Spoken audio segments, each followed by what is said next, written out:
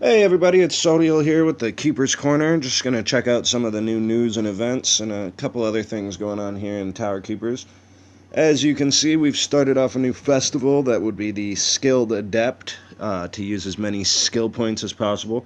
The top rewards here are going to be 2 Void Cores, 3 Golden Portal Stones, and 25,000 gold. However, there are quite a few good rewards on the way up, so if you can't make it all the way to the end, definitely make sure to use and gain as many skill points as possible in the next couple days. We do have a new character campaign today taking place of the Gold Road. That will be the Thief's Quest, which we'll cover a little more in depth later. We have a brand new sale item, which would be sale on guild marks. 15,000 guild marks are only $2.99.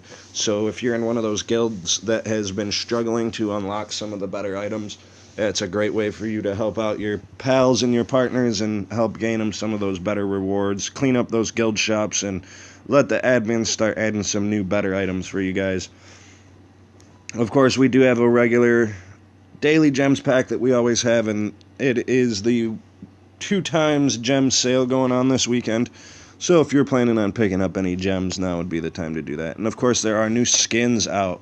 We last had the Samurai skin, and we now have the Druid, the Danya and Aramin and the Dreamweaver, this big fuzzy tree lady.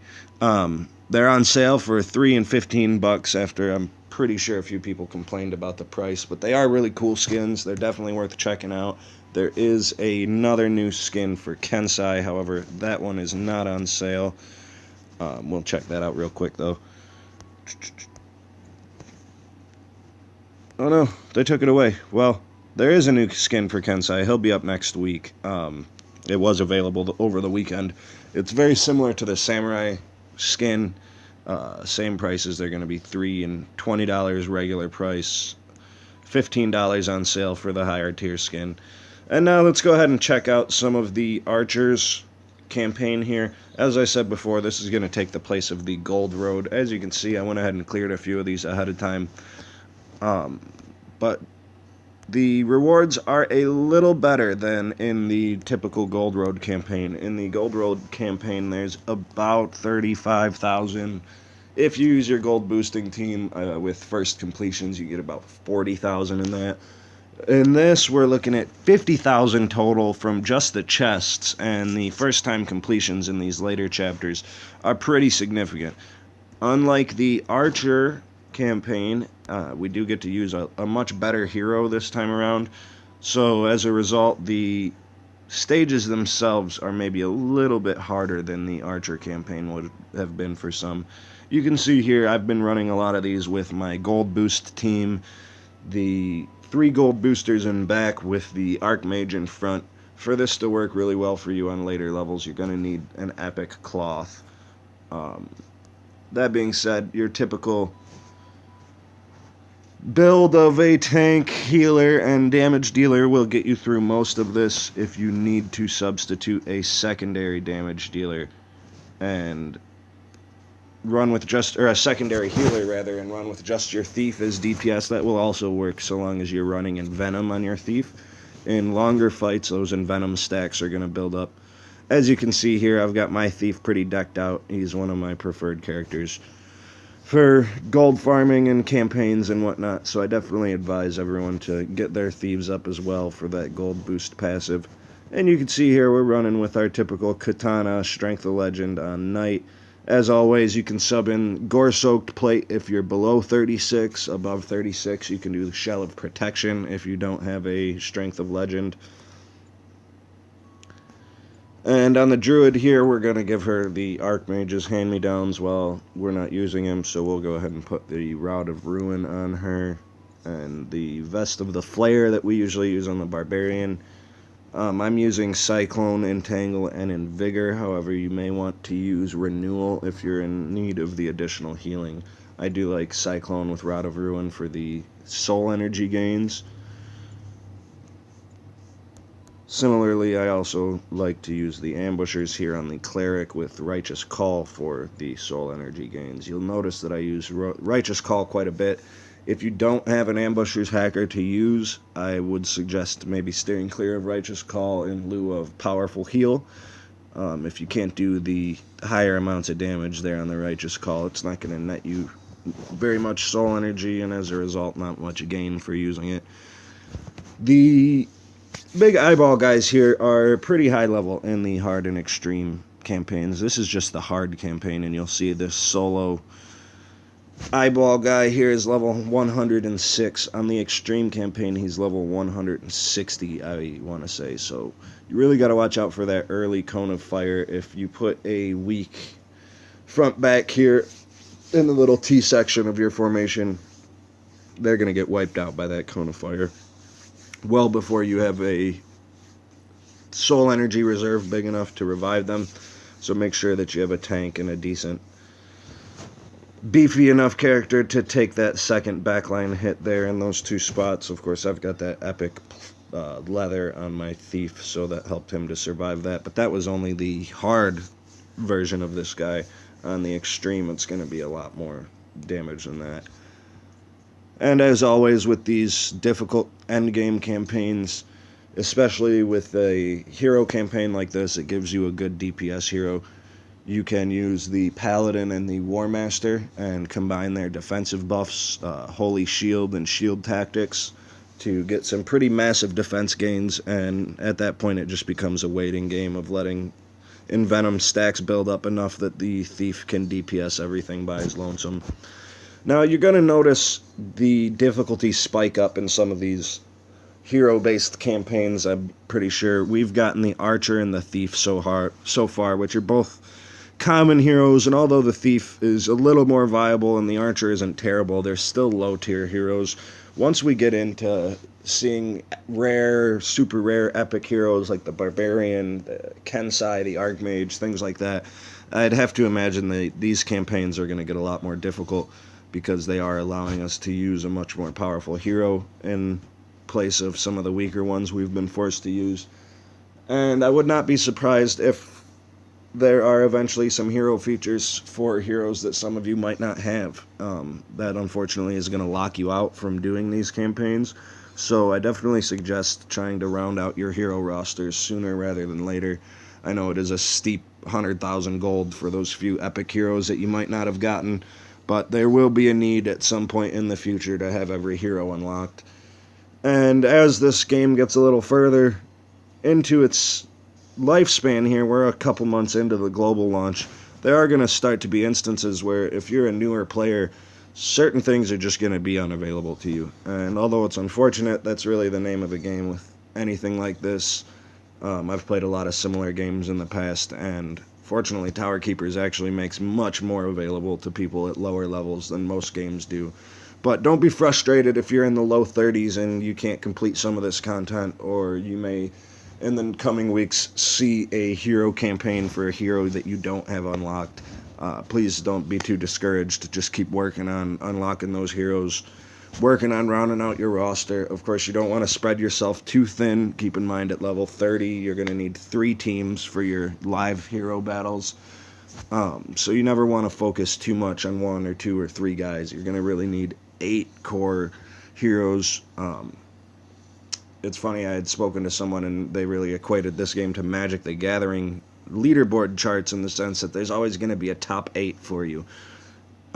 Your top 8 heroes are going to be your A and B teams and hero battles. And some people, and in some instances, you're going to have a separate team for tower attacks. For instance, I use the Knight, the Archmage, the Cleric, and the Druid.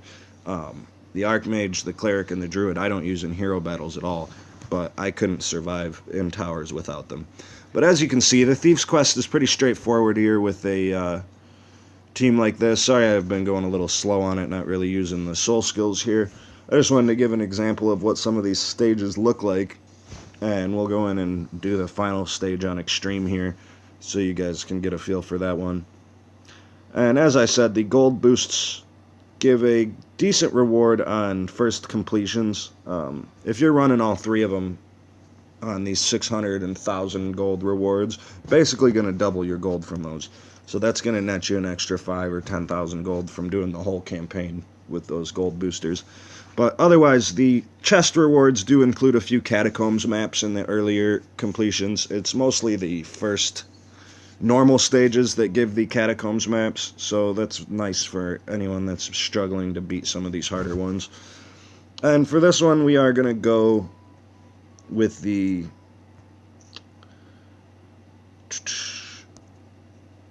Paladin, the War Master, the Thief, and the Cleric. We're going to swap out Righteous Call for Powerful Heal on this one, just to be safe there. We aren't going to need quite as much soul energy since we're just going to be counting on the buffs.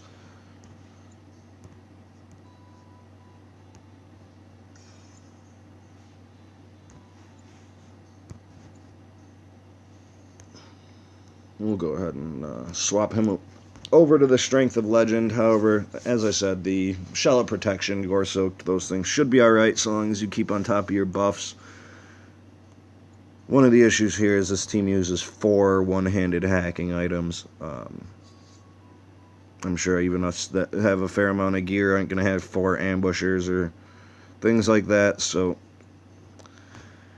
typically I'd advise the ambushers go to the Thief and the Cleric.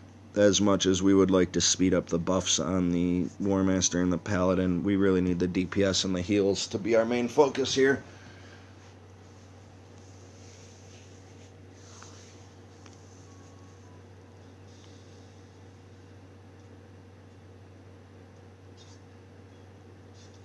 Now these doubled buff defense teams are always a little slower. If you're able to use a Knight Blackguard combo or something like that with some pretty good gear, that's always advisable to speed things up. But this build should get most people through this with the defense buffs. You'll see here in a moment how high the defense gains can really get when combining Holy Shield and Shield Tactics.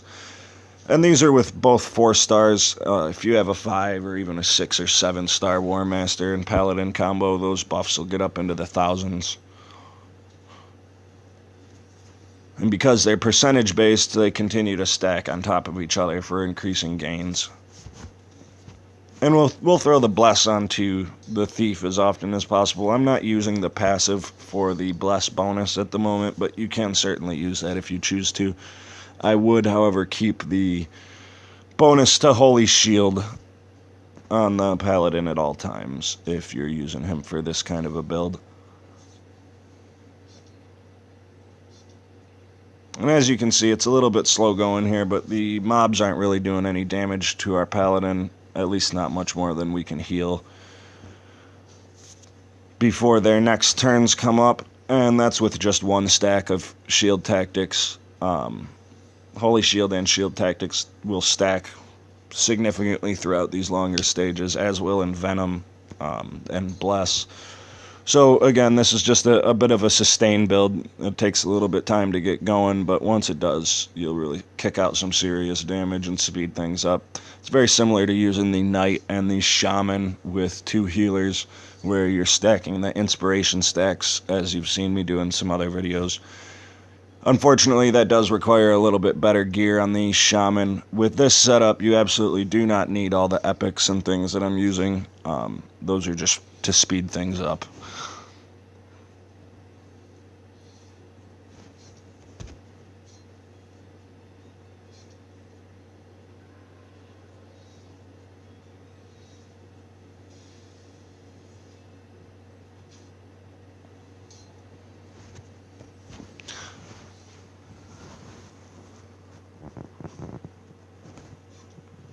You'll see I'm not using Cheap Shot on my Thief right now. I was previously running him in a team with the Samurai and the Blackguard. Typically you do want to substitute Flanking Strike for Cheap Shot if you don't have another stun available on your team. However, never get rid of Envenom or Backstab. Those are going to be the Thief's 2 core abilities. And as you can see here, the Envenom stacks really do start to build up pretty big after a while. So even if it's a low attack, low damage Thief, the Envenom stacks are going to help build up that gap for you, as well as the Bless from the Paladin.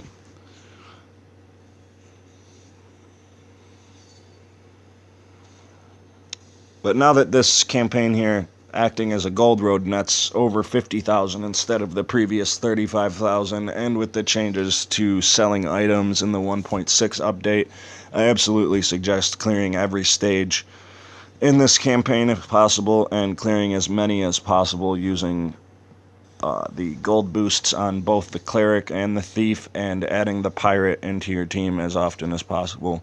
If you're high enough level and your gold boost team is strong enough to do the entire campaign with the pirate, the cleric, and the thief, and whatever fourth you choose to use, absolutely do that. If you do it successfully as well, please comment and let me know what team you used.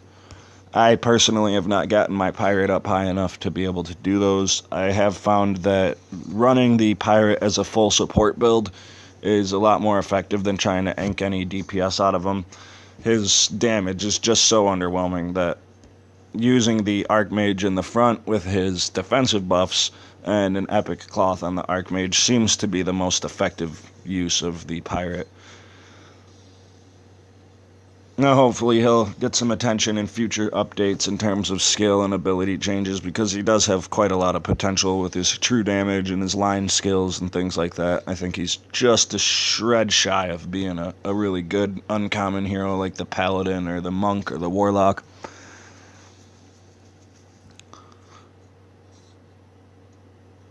And from the looks of it, these character campaigns, at least for the current time, are going to be replacing the Gold Road, the Masons, and the Boot Camp. We've gotten the Archer as Masons, the Thief is Gold, so I can expect that either later this week or next week we will get the Boot Camp campaign as an additional character. I'm guessing it will be another common to start out with to make things a little easier for those that don't have every hero unlocked, but we will see when that comes. We're also coming up to the end of the festival in a couple days. The Corrigan's Revenge campaign just ended, so there is a possibility that they replace that Corrigan's campaign with another special campaign. If so, I'll be sure to get a video out and cover that as soon as I can.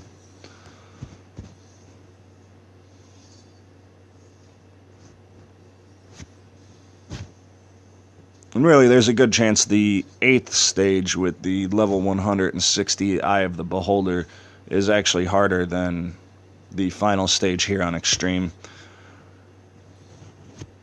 That being said, the gold gains for both stages are pretty significant, so I would definitely try to do both if you're able to.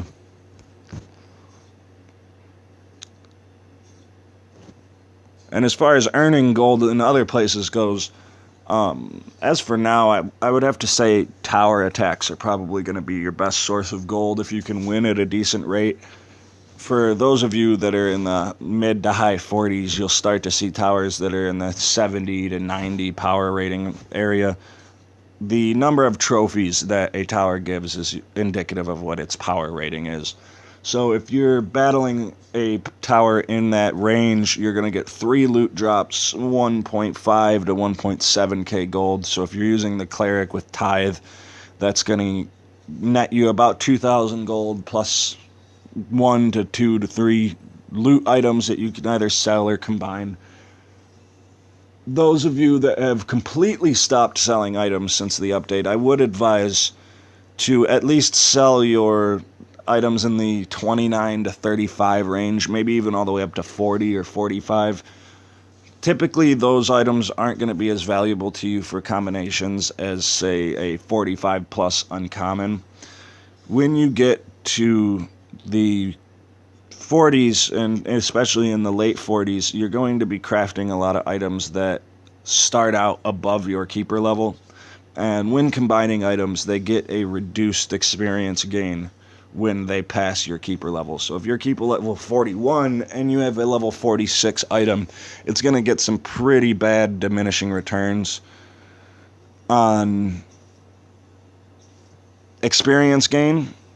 So you don't want to dump a bunch of level 30 items into a level 46 item when you're level 40, because you're not going to get much of anything out of it, and you're going to end up spending way more gold just paying for the combinations than you're ever going to get actually using them for selling and building up the gold you need to craft other things, to buy soul stones, things like that.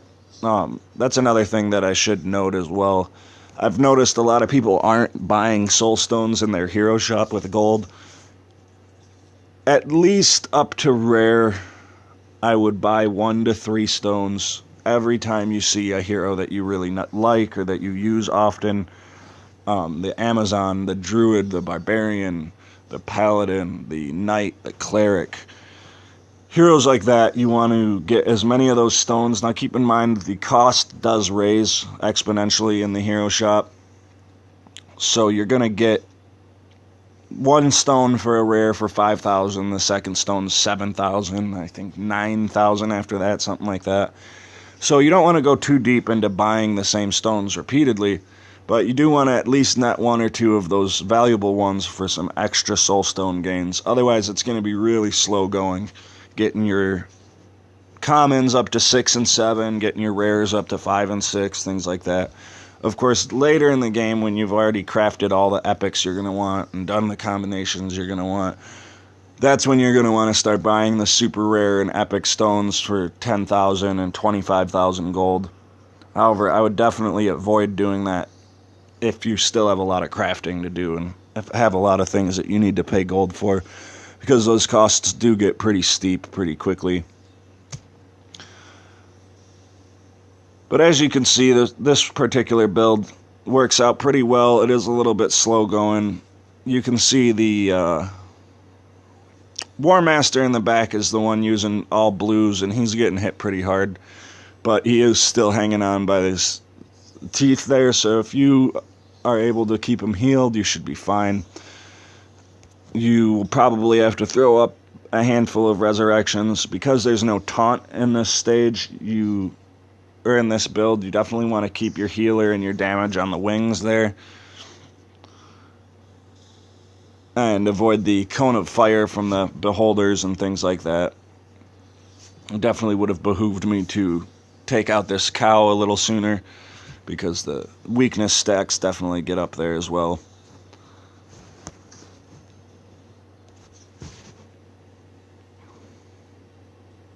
But as you can see, it's a pretty straightforward campaign, unlike the Korgans, which included a bunch of machines and things like that. It's very similar to the traditional Gold Road.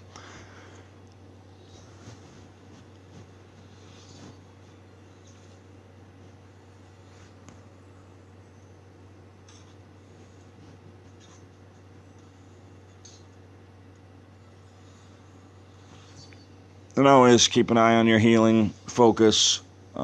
You don't want to always focus on your front line and let your healer or your resurrection hero die. And once we take care of this beholder, we don't have to worry about any more ranged attacks, so things should get pretty easy.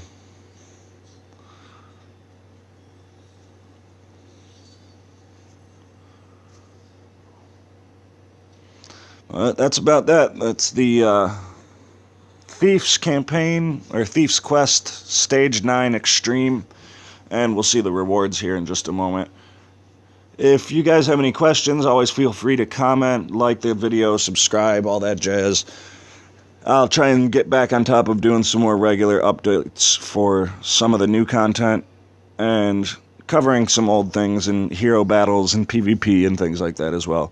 But as you can see, the final reward here is 7,000 gold, plus the completion bonus. So all in all, the Thief's campaign here is quite a pleasant new addition. An awful lot of gold available. I definitely advise checking it out. I hope you guys enjoyed the video. If you have any questions, once again, feel free to ask in the comments.